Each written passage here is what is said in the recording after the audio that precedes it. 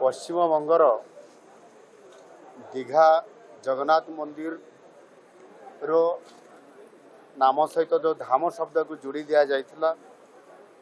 ये शब्द को प्रत्याहार करागला एवं ये प्रत्याहार करा जिबा द्वारा सारा ओडिशार 4.5 कोटी ओडियांकर तथा जगन्नाथ प्रेमी जो माने अछंती समानंकर भावना एवं भक्ति को निश्चित भाव में आज सुरक्षित रखा जाई पारि। महाप्रभु श्री जगन्नाथ होउछंती ओडिया जातिर प्राणकेन्द्र और ओडिया अस्मितार प्रतीक। विश्वर विभिन्न स्थान रे महाप्रभु श्री जगन्नाथंकर मंदिर प्रतिष्ठा करिबा एवं सेथिरे भक्त माननकु श्रद्धालु माननकु आकर्षित करी आनी सेथिरे जोड़िबा निश्चित भाव में ये गोटे गर्वर विषय। किंतु यह सहित शास्त्रीय मर्यादा शुद्धता एवं परंपरा को अक्षुण्ण रखिबा ये मध्य अति गुरुत्वपूर्ण ये विषय। आमे समस्ते जानिछंती शास्त्र अनुजाई भारत वर्ष रे 4टी पवित्र धाम अछि। सेथिरु पुरी श्री जगन्नाथ धाम अन्यतम एवं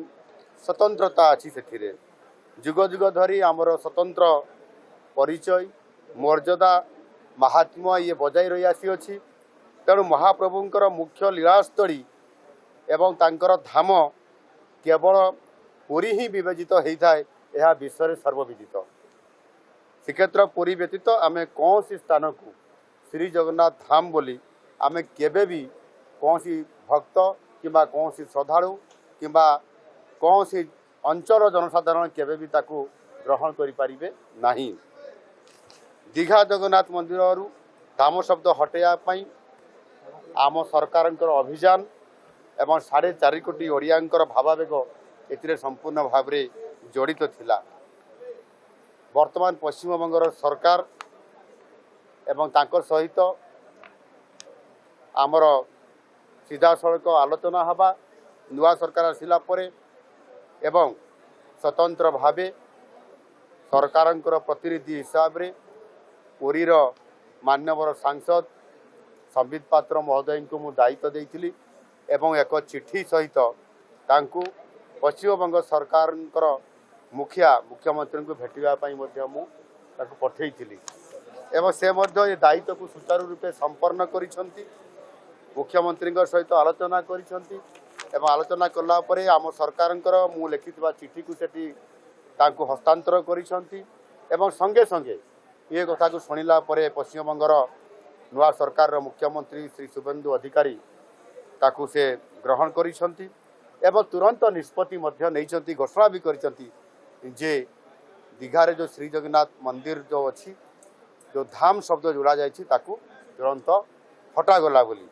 एवं ताहा मध्य से सरकारी स्तर रे ताहार नोटिस बार करी मध्य कार्यकारी करैछंती एवं से जगन्नाथ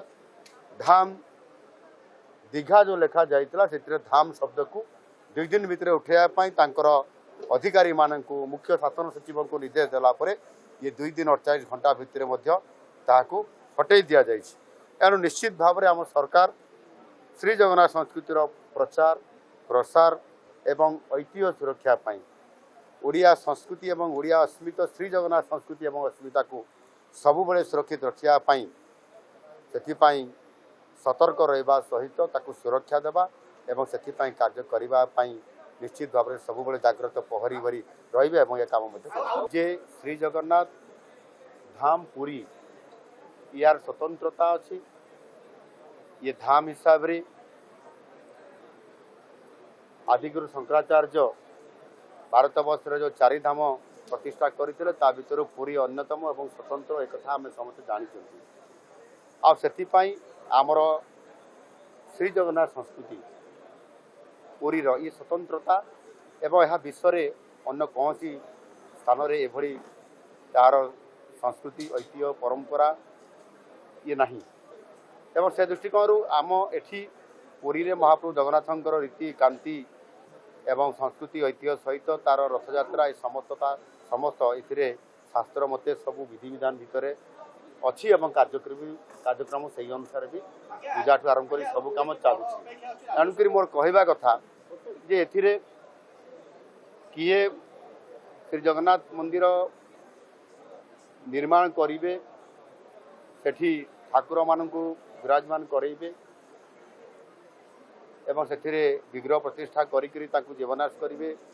से निश्चित भाव भल कथा किंतु आमर संस्कृति जहाँ अच्छी दारू ब्रह्म सहित मंदिर प्रतिष्ठा करवा एवं जीवनाश करवा ये काम को निश्चित भाव आमर शास्त्र आमर एठिकार जो ऐतिह्य परंपरा अच्छी आमर स्वतंत्रता अच्छी ताकू मानिबा कथा यदि न मानिबे ताले निश्चित भाव आम से सरकार एवं ओडिशार भक्त श्रद्धालु माने ये बाबद उचित परामर्श भी समय समय क्रम दौरान आम गजपति महाराजा हूँ आम पुरीर मठाधीश आमर जो अच्छा मठाधीश अधिपति हूँ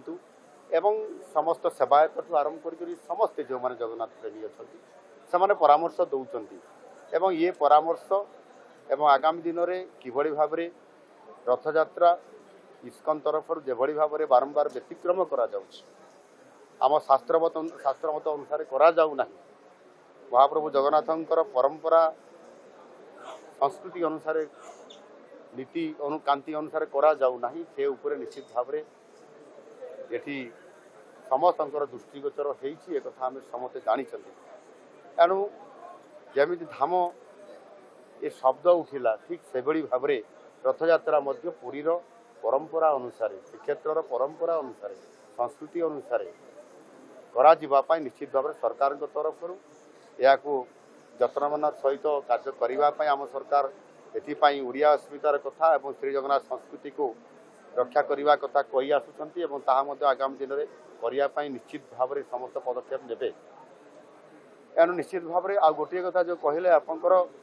से दारू ब्रह्म माध्यम से विग्रह प्रतिष्ठा न करी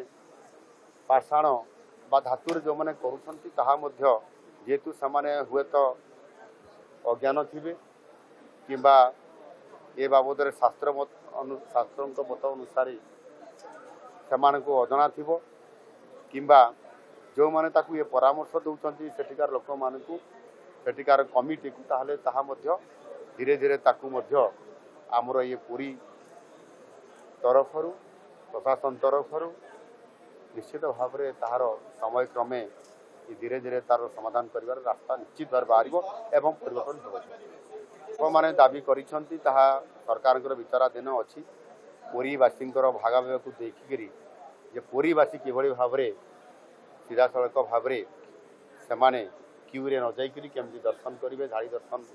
न करी स्वतंत्र भाव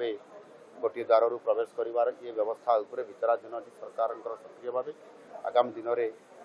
ताहार निश्चित भाव